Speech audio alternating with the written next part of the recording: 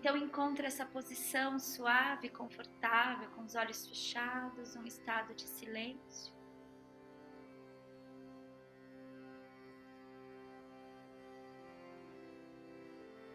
Faça com que todas as coisas experienciadas no dia de hoje possam ser ressignificadas. Aquilo que você quer manter hoje e aquilo que você não quer trazer para sua noite de hoje que você viveu nesse dia. Pense então na quinta-feira. Pode ser que você não lembre direito das coisas que você viveu na quinta, mas eu quero que você traga para o teu coração aquilo que faz sentido para manter e aquilo que você quer deixar partir, você não quer trazer.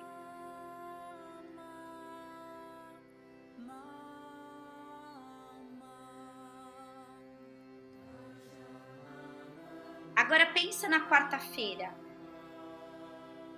Respira na quarta-feira. O que você quer manter e o que você quer deixar partir?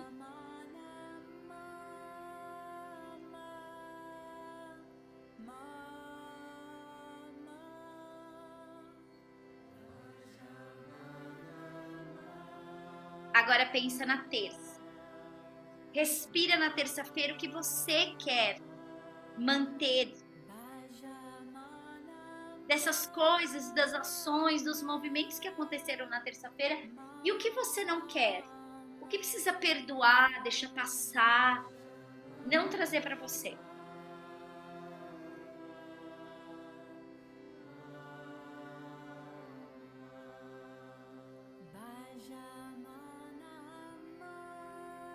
Agora pensa na segunda-feira. O que aconteceu que você quer preservar e o que aconteceu na segunda-feira que você não quer trazer para você.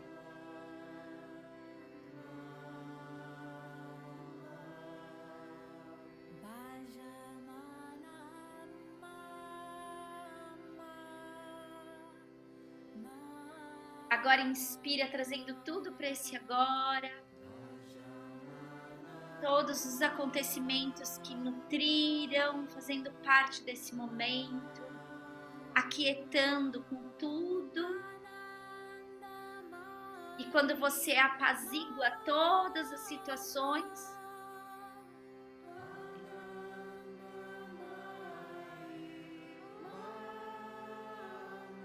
você fica receptiva a se aproximar daquilo que é a tua sabedoria. Que esse ensinamento chegue com esse propósito de expandir a tua sabedoria interior.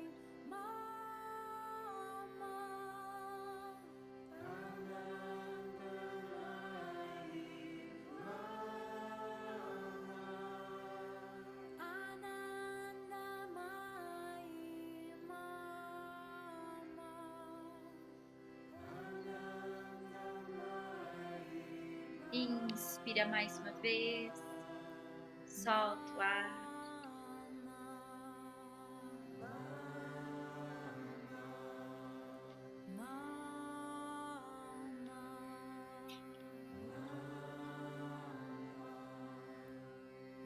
Mentalize a tua intenção.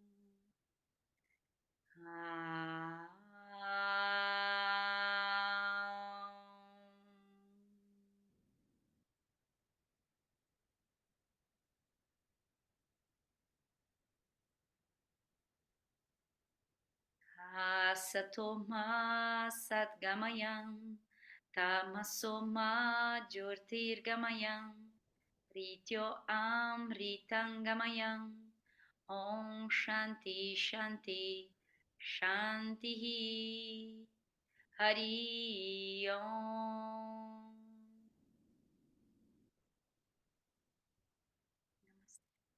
Vamos embora. Muito bom. Gente, vocês sabem que o livro para mim chegou no final. Meu Deus, meu óculos, calma. Eu não sou ninguém lendo sem óculos agora, virei uma velha. Espera um pouco, eu vou pausar a gravação para pegar meu óculos. Então, o livro chegou ao final. Eu falei, gente, será que meu livro caiu no chão e eu perdi a página? Não. A gente estava falando do reino de Deus dentro de nós. Não estou errada, me corrijam aí. E esse é o último capítulo, o capítulo 9. Depois ele vai falar um pouquinho sobre o Yogananda. Tá bom? Nossa, eu achei que passou muito rápido, mas é isso. Antes de eu entrar no capítulo, quero compor a aula de hoje para trazer sentido aqui com uma teoria que vai ajudar a compreensão desse último capítulo, que é o capítulo de meditação. Então, o que eu quero trazer? Tem uma teoria eu acho que é Epicuro, daqui a pouco eu lembro, que ele diz assim, acho que é isso, um filósofo, que ele diz assim, que todos os desejos, todos os desejos, ele tem um fundamento, às vezes para colocar você a realizar as coisas da vida ou para tirar você das coisas da vida. Mas ele tem uma frase que eu gosto muito, que diz assim, ó: desejas tudo que tens e terás tudo que desejas. Ai, meu Deus, eu adoro essa frase. Olha que legal. Desejas tudo que tens e terás tudo que deseja. O que significa? Que para a gente encontrar esse aspecto da meditação, a gente precisa entender, dentro do conceito aqui, muito colocado por Yogananda e por esse filósofo, que eu também acredito nesse lugar, é a gente aquietar os nossos desejos. Porque a prática de meditação, ela não é tomar um assento, vamos sentar e vamos meditar. A prática de meditação, porque o último capítulo do Yogananda, quando ele está falando aqui sobre o reino de Deus está dentro de você, nada mais é do que um processo meditativo. Ele está falando sobre coisas do yoga através do samadhi. E ele fala dentro desse capítulo, o reino de Deus está dentro de você, ele começa esse capítulo dizendo que o caminho para esse reino de Deus estar dentro de você é o yama, niyama, asana, pranayama, pratyahara, dharana e dhyana. Ele fala que o caminho para sentir essa consciência de Deus, esse caminho é o caminho de Patanjali. Então, quando eu trago essa frase desse filósofo, desejas tudo que tens e terás tudo que desejas, quando a gente aquieta os nossos desejos, fica muito mais fácil de sentar para encontrar esse reino de Deus. Porque enquanto eu tô na minha vida pensando em suprir a minha vida na matéria, eu não vou encontrar esse reino de Deus. Vocês já viram, assim, a pessoa tem dois tipos de idoso. Vamos ver se vocês conhecem algum deles. Tem a pessoa que ela chegou nos seus 70, 80 anos, que quando você senta para conversar, ela conta a história da vida dela, Nossa, eu viajei para tal lugar, eu fui para não sei aonde. A Karen trabalha com essa turminha, né? Eu tenho uma paciente de 80 anos. E ela tem esse lugar, ela fala o quanto ela ama Nova York, quanto ela foi viajar, ela foi para Turquia, ela foi para Nova York, ela foi não sei aonde, ela viajou o mundo inteiro. E ela gosta de contar. Por mais dificuldade que ela esteja vivendo na velhice, ela conta da vida. Ela não fica contando tanto das perdas. O que significa, às vezes me dá um twin assim no raciocínio, eu tô indo, oh, meu Deus, mas tô pensando em outra coisa, porque me veio outra coisa. Mas, voltando, às vezes o indivíduo chega no final da vida, nesse lugar, se sentindo realizei, eu não quero mais nada, já fiz tudo, sabe? Eu quero ficar tranquilo, eu quero ter uma vida mais leve, eu quero, sei lá, curtir, ver uma obra de arte, assistir um filme e ficar tranquilo. Eu acho engraçado que ela fala assim: nossa, eu não dou conta de ficar saindo mais. Ai, a minha melhor coisa é às vezes aparece aquele filme ideal no Netflix e eu ponho minhas pernas para cima e aquilo, ai, para mim é o êxtase. Ai, que filme bom com aquele ator que eu gosto, ou se não, colocar minha música clássica depois do almoço e ficar quieta na varanda e escutando. Por que a gente tem que esperar? Aí é uma pergunta. Por que a gente tem que esperar chegar à velhice para poder contemplar? Por que a gente tem que esperar chegar à velhice para contemplar? Ah, gente, estou fazendo essa pergunta para mim também. Não quero esperar chegar à velhice para contemplar. Não quero esperar ter 80 anos para falar, ah, agora eu só quero escrever poemas, tomar chá. Eu não quero. Eu não quero. Por que eu não posso fazer isso agora? Não é que eu não posso. É que a gente não se permite fazer isso. Porque está preso muitas vezes em desejos pautados na matéria. Voltamos lá para o filósofo. Então, se ele diz que a gente precisa desejar o que a gente tem, quando a gente deseja o que a gente tem, a gente não quer mais nada. Eu estou satisfeita. E o que chegar também é bom. Então, assim, tudo que chega vira uma surpresa. Ai, que delícia! Me aconteceu isso na vida. Eu nem estava esperando.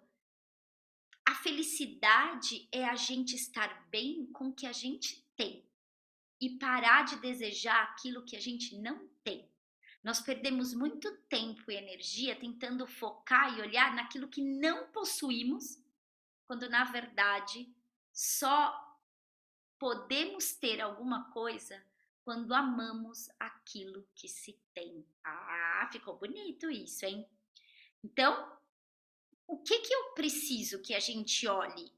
Para eu encontrar o reino de Deus dentro de mim, eu tenho que estar em paz comigo. E não é em paz sentado na meditação, é em paz transitando na vida.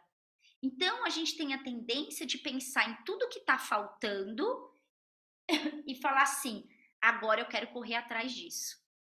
Ah, me falta, sei lá, ganha 10 mil, me falta 15 para melhorar. Aí ganha 15, me falta mais 5 para melhorar. E aí a gente percebe que sempre há uma insatisfação, né? Eu lembro uma vez que uma paciente marcou a terapia porque ela precisava conquistar aquele ponto. Ela foi fazer terapia porque ela queria conquistar aquilo. Bom, assim foi. Quando ela conquista, depois de 6 meses, ela chega assim, ah, então, aquilo lá, não sei o que, saiu. Eu, quê? E você não traz uma champanhe para brindar? Ah, você fez 6 meses de terapia para se aprumar para poder fazer aquilo e aí você fala assim? Por quê? Porque já passou 6 meses e aquilo que era 6 meses atrás já não tinha mais valor. E esse bicho da insatisfação, para mim, é como um câncer. vai corroendo a nossa alma. E às vezes a gente nem percebe isso, sabe? É importante tomada de consciência, sempre no desejo, sempre no desejo. Eu lembro uma vez que eu disse assim para outro paciente: enquanto você não amar o ele era um cara que trabalhava numa casa de umbanda, e eu disse assim: qual é os momentos da sua vida que você sente mais potencialidade? Ah, quando eu tô no centro. Falei, tá bom, então você precisa amar o trabalho que você tá. Mas eu não gosto, mas Luciana, esse negócio me faz mal. Na hora que você amar e aceitar o que você tem, você sai. E vai no trabalho como se estivesse indo pro terreiro. Não deu 2 meses, ele arrumou outro emprego. Então, como ficar bem com aquilo que tem? Aí a gente sempre cai no coitado de mim. A gente não. Algumas pessoas caem no coitado de mim. A gente fala na transpessoal que o coitado de mim é o lugar mais difícil de cuidar. É mais fácil de cuidar de depressão, é mais fácil cuidar de ansiedade, é mais fácil cuidar de desequilíbrios psiquiátricos, é mais fácil cuidar de gente com obsessor, mas é mais difícil cuidar de alguém que vive no coitado de mim. Olha a minha vida, porque eu não tô aguentando mais. Você encontra a pessoa sempre tá aqui, ó. Nossa, nananã, bababá, bababá. Esse lugar do coitado de mim é um lugar que é sempre a culpa tá fora e eu não consigo olhar a minha responsabilidade. Eu culpo o meu entorno e não consigo olhar a minha responsabilidade. Então, se eu tô na rua e acontece qualquer coisa e alguém numa discussão comigo me dá um tapa na cara, eu vou pensar assim, cara, que absurdo, a pessoa me agrediu. Qual é a minha responsabilidade diante disso? Eu não posso ficar olhando só. Tá tudo bem, isso não é uma ação que se deveria ter feito, mas qual é a minha responsabilidade diante dessa ação? E quando a gente faz isso, a gente começa a entrar mais no reino de Deus. Estão entendendo onde eu quero chegar? Porque se a gente ficar só nos desejos, e ele fala um pouco disso aqui, se a gente ficar só nos desejos, a gente não vai conseguir habitar esse espaço. Né? Não vai, a gente não vai dar conta de habitar esse espaço. Então, esse filósofo Epicuro, ele fala assim, que os desejos naturais, eles são necessários, como comer, beber, se agasalhar, tomar água, são os desejos mais importantes que eles devem ser atendidos. E você alcança aquele nível de felicidade. Ufa, eu tava com frio, que delícia. Coloquei um casaco, que bom. Aí, aos desejos naturais e não necessários, como desejos sexuais. Ele é natural, mas não necessariamente ele é necessário. Para mim é necessário, mas para Epicom não. Mas para ai, desculpa, rir das minhas próprias bobeiras. Mas para ele não era, né? Aí ele fala de coisas mais extravagantes, assim, tipo, o teu corpo precisa de alimento, mas ele não precisa do excesso do alimento. Teu corpo precisa de atividade física, mas não precisa do excesso da atividade física. Ai, meu amor. Mamãe tá falando, tá bom? Ai, muito lindo. Então, aí ele vai falar dos desejos que não são naturais e também não são necessários. Então, o primeiro desejo é o desejo natural e necessário, o segundo desejo é natural e não necessário, e o terceiro desejo não é natural e não é necessário. Então, esse desejo que não é natural e não é necessário é como o desejo de posse, poder, riqueza.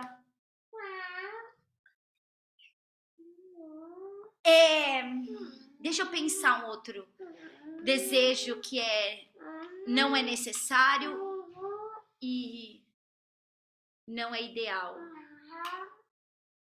Vingança, sabe? São desejos que não são necessários. Se eu não fizer isso, eu não vou ser feliz. Tipo, sabe? Desejos que combatem a verdade. Eu só vou ser feliz, o meu desejo, sei lá. Eu só vou ser plenamente feliz se, sei lá, casar na igreja de Arcanjo Miguel. Ai, sei lá, falei uma baboseira aqui. Sabe assim? Meu casamento só vai ser feliz se... São desejos que não são naturais e não são essenciais, que pode afundar você. Então, quando ele traz o reino de Deus está dentro de você, se você manter, e eu quero que vocês olhem aí, quais são os seus desejos nesses 3 níveis, sabe? Quais são os desejos nesses 3 níveis? E quando você pensa no desejo que não é necessário, todos nós temos. Qual é esse desejo? Porque ele é o impeditor de você seguir o caminho da meditação e do silêncio proposto aqui por Yogananda. Tá bom, vou dar essa pausa para respirar aqui. Faz sentido quando vocês escutam? Faz um joia aí, ó, Brecão. Faz sentido aí? Tá. Peraí, agora eu preciso costurar tudo. Vamos fazer um tear aqui. Quando a gente faz esse paralelo daquilo que Yogananda nos fala sobre meditação, a gente precisa ter um olhar para o significado importante do silêncio. E não necessariamente é do sentar. Eu sempre deixo claro, lógico que o sentar é que dá a base para o caminhar, né? O sentar dá base para o caminhar. Se eu não sento, eu não caminho direito, né? Eu não vou caminhar direito. Então, eu acho que um ponto desse livro, desse último capítulo, que me pega, primeiro eu quero ler Lucas, ele gosta muito de colocar aqui alguns aspectos, né, da Bíblia, e ele diz: e interrogado pelos fariseus sobre quando havia de vir o reino de Deus, respondeu-lhes e disse: o reino de Deus não vem com aparência exterior, nem dirão ei-lo aqui ou ei-lo ali, porque eis que o reino de Deus está dentro de vós. A gente falou disso no nosso último encontro. Então, a coisa importante que a gente precisa ver é uma tomada de consciência para esse habitar do reino de Deus. Uma tomada de consciência nas nossas emoções. Uma tomada de consciência no nosso intelecto. Qual é a tomada de consciência que eu preciso? E aí ele diz assim, o reino de Deus, na página 113, tá?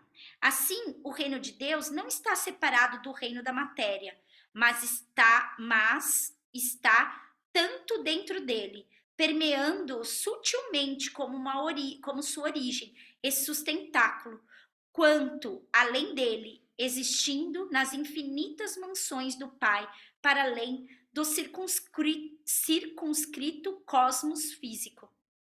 É por isso que Jesus disse que é inútil procurar o céu com a consciência concentrada em vibrações materiais, identificada com sensações do corpo, prazeres e confortos terrenos.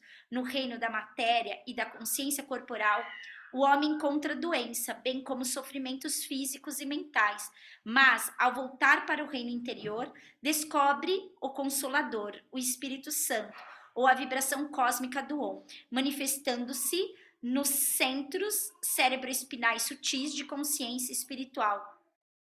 Eu vou parar. Por que eu trago esse trecho? Ai, meu Deus, vou dar um bug na cabeça de vocês agora. Porque na consciência do Tantra, eles falam ao contrário. Peraí. Peraí. Lembrando que o Yogananda está fazendo referência a o yoga real, o Raja Yoga. Raja? É, o yoga real. Quando ele faz esse paralelo, a gente sabe que esse yoga é o oposto do yoga tantrico, tá bom? Mas é bom saber dos dois lados. É bom saber as duas visões. No yoga tantrico, no yoga de Kashmira, nos ensinamentos do yoga de Kashmira, os ensinamentos dizem que a matéria não está separada do todo. E que essa condição que ele fala assim, o reino da matéria, da consciência corporal, encontra doenças, sofrimentos físicos, mentais e blá, blá, blá, blá, blá, blá, é um pouco do conceito católico, que o reino dos céus está fora da materialidade. Portanto, é algo que eu preciso ocupar além dos meus prazeres mundanos. O Tantra fala completamente inverso nessa filosofia do Yoga da Kashmira.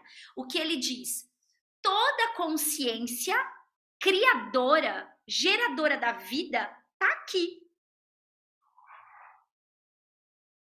Isso quer dizer que o que está em cima e o que está embaixo não tem diferenciação.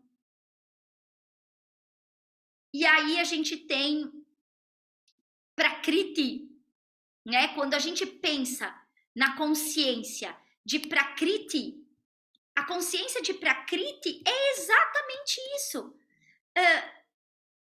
Prakriti e Purashi, Prakriti é o conceito, um termo designado a falar da materialidade, né?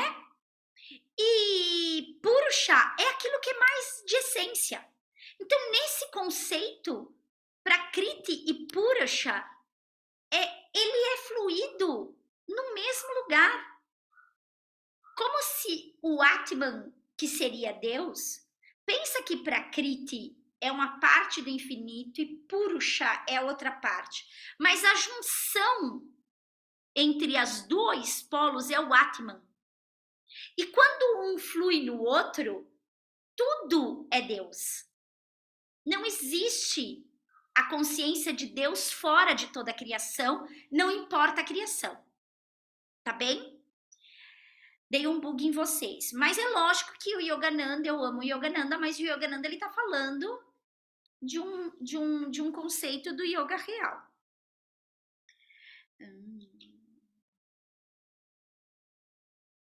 E aí ele diz assim, ó, quando o homem se estabelece esse reino interior da consciência divina, a percepção intuitiva da alma, assim desperta, trespassa os véus da matéria, da energia vital e da consciência, revelando a essência divina no âmago de todas as coisas. Aí ele dá um trecho do Bhagavad Gita, que é um trecho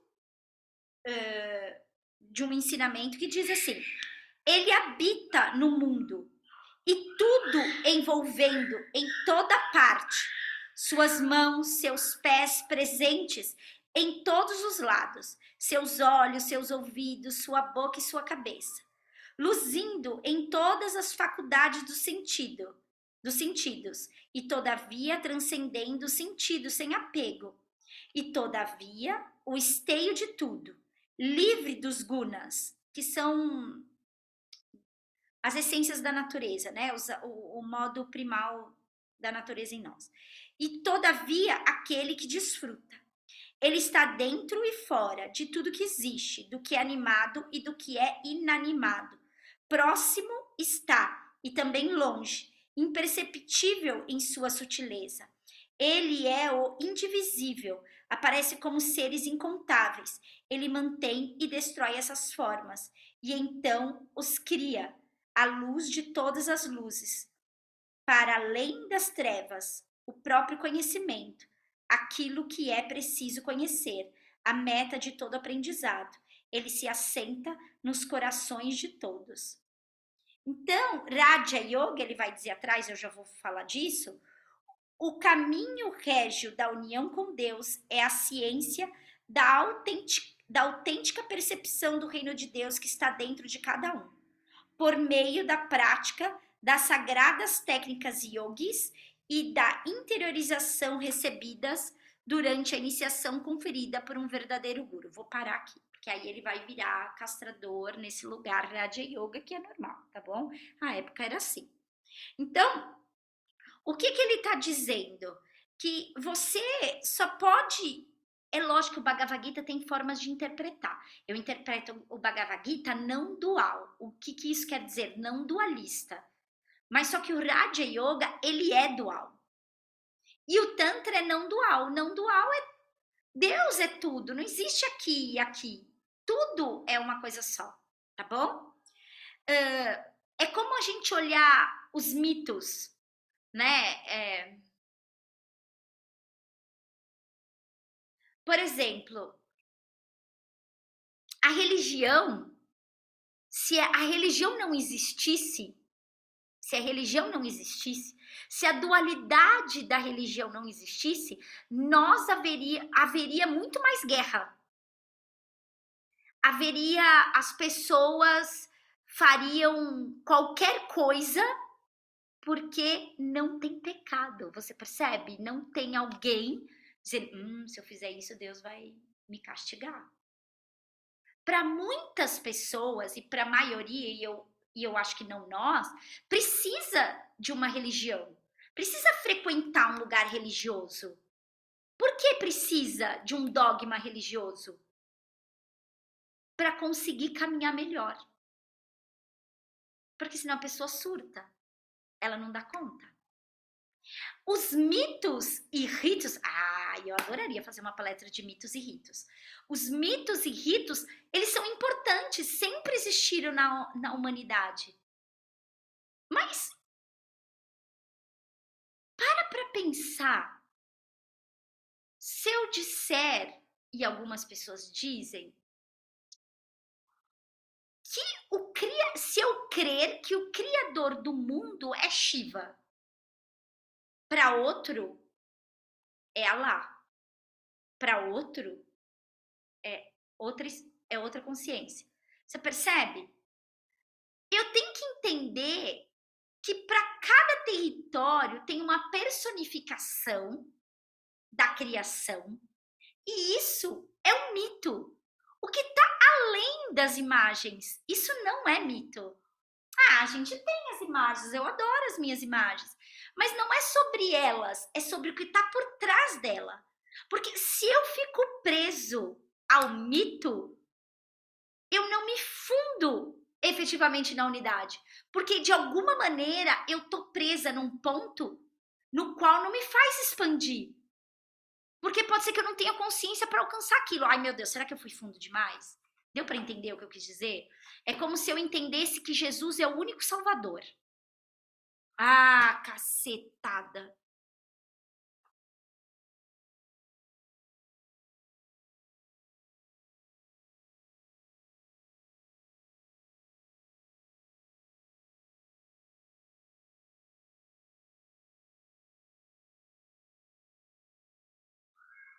Oi, filha!